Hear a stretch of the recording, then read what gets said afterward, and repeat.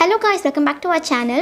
எல்லாரும் எப்படி இருக்கீங்க? ஸோ இன்றைக்கி நம்ம சேனல் என்ன பார்க்க போகிறோம் அப்படின்னு சொல்லி பார்த்தீங்கன்னா, நல்லா ஸ்பைசியான முட்டை தம் பிரியாணி எப்படி பண்ணுறதுன்னு பார்க்க போகிறோம். வாங்க பார்க்கலாம். ஓகே காய்ஸ், ஸோ இப்போ வந்துட்டு நம்ம என்ன பண்ண போகிறோம், நம்ம குக்கரில் வந்துட்டு கொஞ்சம் தேங்காய் எண்ணெய் ஆட் பண்ணிக்கலாம். தேங்காய் எண்ணெய் ஆட் பண்ணால் தான் கொஞ்சம் ஸ்மெல்லுக்கும் டேஸ்ட்டுக்கும் நல்லாயிருக்கும். நீங்கள் அதே ஆட் பண்ணிக்கலாம். இன்னும் ஆட் பண்ணதுக்கப்புறமா வந்துட்டு ஒரு டேபிள் ஸ்பூன் கீ ஆட் பண்ணலாம். அந்த ஃப்ளேவர் வந்து ரொம்ப நல்லா இருக்கும், அதுக்காக தான் சொல்கிறேன். வேணும் ஆட் பண்ணிக்கலாம், இல்லைனா ஸ்கிப் பண்ணிக்கலாம்.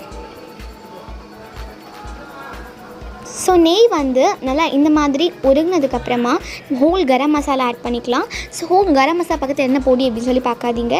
ஸோ அது வந்து பார்த்திங்கன்னா வந்துட்டு க்ளோவ்ஸ், கார்டமம், சின்னமன், அதாவது ஏலக்காய், பட்டை, கிராம்பு, இந்த மூணு சேர்த்து வந்துட்டு நம்ம அரைச்சி வச்சுருக்கோம். ஸோ அதுதான் போட்டிருக்கேன்.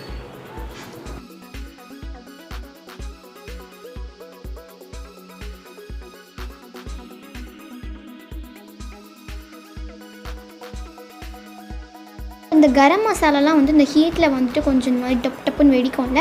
ஸோ அந்த ஸ்டேஜில் வந்து நம்ம வந்து வதக்கி விட்டுக்கலாம். ஓகே காய்ஸ், இதுக்கப்புறம் நம்ம வந்துட்டு பச்சை மிளகாய் சேர்த்துக்கலாம். காரத்துக்கு ஏற்ப பச்சை மிளகாய் சேர்த்துக்கலாம். ஸோ நாங்கள் வந்து மூணு பச்சை மிளகாய் ஆட் பண்ணியிருக்கோம். பச்சை மிளகாய் நம்ம வந்து வதக்குனதுக்கப்புறமா ஸோ நம்ம வந்துட்டு வெங்காயம் சேர்த்துக்கலாம். வெங்காயம் வந்துட்டு நாங்கள் வந்து அப்போ வந்து 1/2 கிலோ வெங்காயம் எடுத்துருக்கோம்.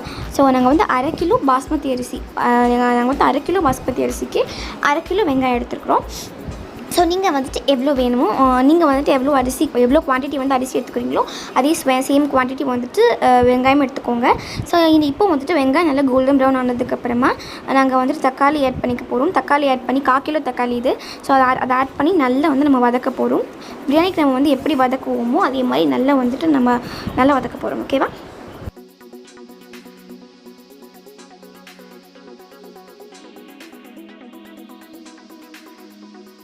தக்காளிலாம் இப்போ நல்லா வதங்கினதுக்கப்புறமா நம்ம வந்துட்டு உப்பு, மஞ்சள் தூள், மிளகாய் தூள் ஆட் பண்ணி நல்லா வதக்கி விட்டுக்கலாம்.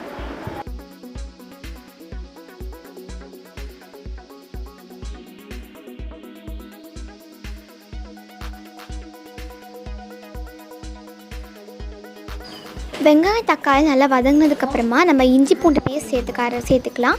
ஸோ இஞ்சி பூண்டு பேஸ்ட் வந்துட்டு இஞ்சி பூண்டு பேஸ்ட்டோட ரா ஸ்மெல் போகிற வரைக்கும் நல்லா நம்ம வதக்கி விட்டுக்கலாம். ஸோ இந்த மாதிரி நம்ம நல்லா வதக்கி விட்டுக்கலாம், அதோட ரா ஸ்மெல் போகிற வரைக்கும்.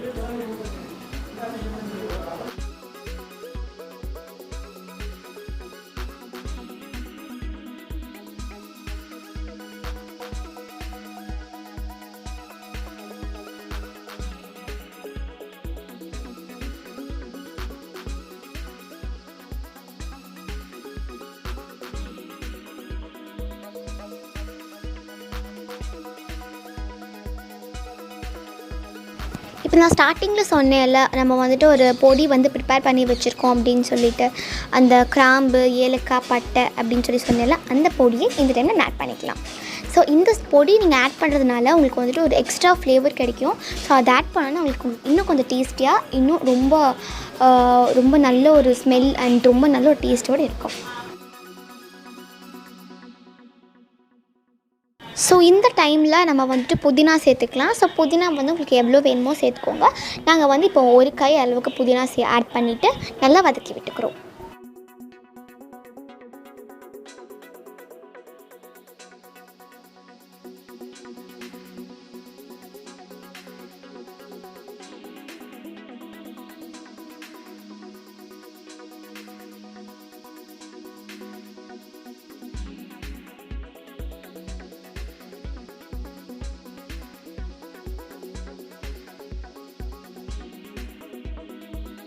இந்த மாதிரி நல்லா வதக்குனதுக்கப்புறமா நம்ம தண்ணி சேர்க்க ஆரம்பிக்கலாம். ஸோ நம்ம வந்துட்டு என்ன குவான்டிட்டி அப்படின்னு சொல்லி பார்த்திங்கன்னா, 1 கப் அரிசிக்கு 1.5 கப் தண்ணி, 2 கப் அரிசிக்கு 3 கப் தண்ணி. ஸோ நம்மளோட அளவு.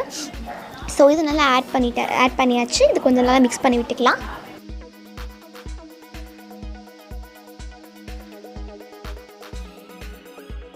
ஸோ இந்த டைமில் நம்ம வந்து உப்பு சேர்க்கலாம். ஸோ உப்பு வந்துட்டு நீங்கள் உப்பு போட்டதுக்கப்புறமா இதை வந்து நீங்கள் தண்ணி வந்து டேஸ்ட் பண்ணி பார்த்தீங்க அப்படின்னா கொஞ்சம் உப்பு தூக்கலாக இருந்தால் வந்து உங்களுக்கு ஃப்ளேவர் வந்து கரெக்டாக இருக்கும்.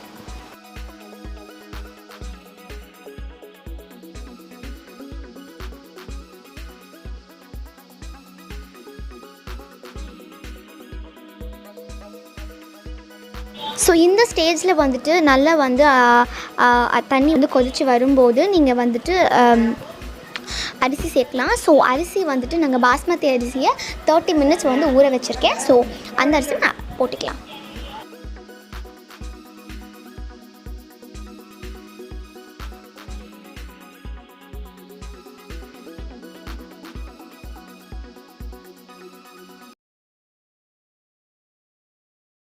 இப்போ லைட்டாக நம்ம வந்துட்டு மிக்ஸ் பண்ணி விட்டுடலாம்.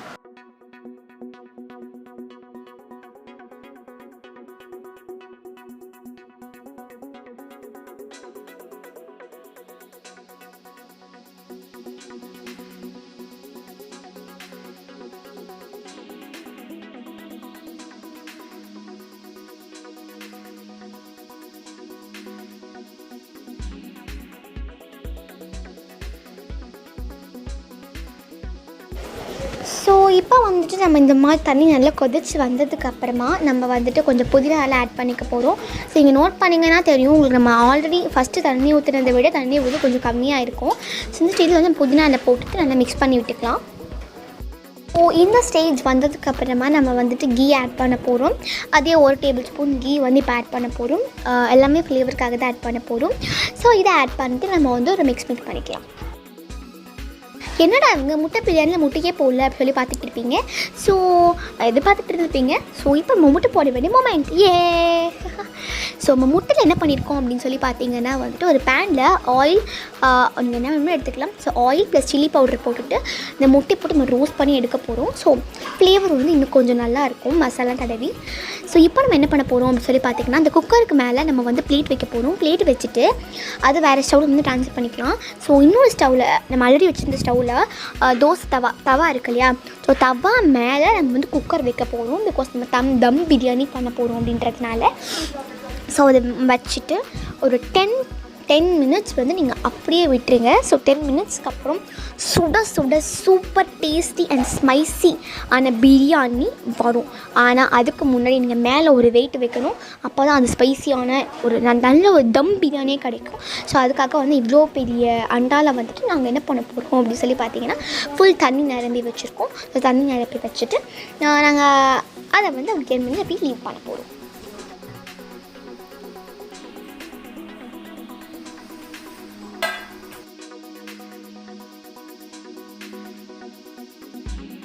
அந்த வெயிட் வச்சு 5 நிமிஷத்துக்கு அப்புறமா நம்ம வந்து 5 நிமிஷம் 10 நிமிஷத்துக்கு அப்புறமா அந்த குக்கர் ஓப்பன் பண்ணி பார்த்தோம் அப்படின்னா அவ்வளோ அழகான டேஸ்டியான பிரியாணி சூப்பரான பிரியாணி வந்து உங்களுக்கு ரெடி ஆகிடும். ஸோ பாருங்கள் எவ்வளோ அழகாக இருக்குது அப்படின்னு சொல்லிட்டு. ஸோ இப்போ வந்து நம்ம என்ன பண்ண போகிறோம் அப்படின்னு சொல்லி பார்த்திங்கன்னா மிக்ஸ் பண்ண போகிறோம். ஸோ அரிசி வந்து உடஞ்சிடாமல் மிக்ஸ் பண்ணுங்கள். ஸோ அப்படி மிக்ஸ் பண்ணிட்டு தான் உங்களுக்கு வந்து ஒரு டேஸ்ட்லாம் கொஞ்சம் ஈவனாக இருக்கும். ஸோ அதுக்காக தான் சொல்கிறேன். பிரியாணி ரெடி ஆகிடுச்சு. செம்ம டேஸ்ட்டாக இருந்துச்சுங்க. பார்க்கும்போதும் சரி சாப்பிடும்போதும் சரி அவ்வளோ டேஸ்ட்டாக இருந்துச்சு. ஸோ இந்த வீடியோ அவ்வளோதான். பிடிச்சிருந்தா லைக் பண்ணுங்கள், ஷேர் பண்ணுங்கள், மறக்காமல் கமெண்ட் பண்ணுங்கள், அண்ட் சப்ஸ்கிரைப் பட்டனை ப்ரெஸ் பண்ணி மறக்காமல் பெல் பட்டனை எடுத்துக்கிட்டு நான் கூட வந்துருக்கும் நோட்டிஃபிகேஷன் வரும். அண்ட் கொஞ்சம் செகண்ட் வேவ் ரொம்ப அதிகமாக வந்துட்டுருக்கு. So please stay home, stay safe and இந்த வீடியோ அவ்வளோதான். So that's it. See you. Bye and I will meet you in the next beautiful concept. Ta-da!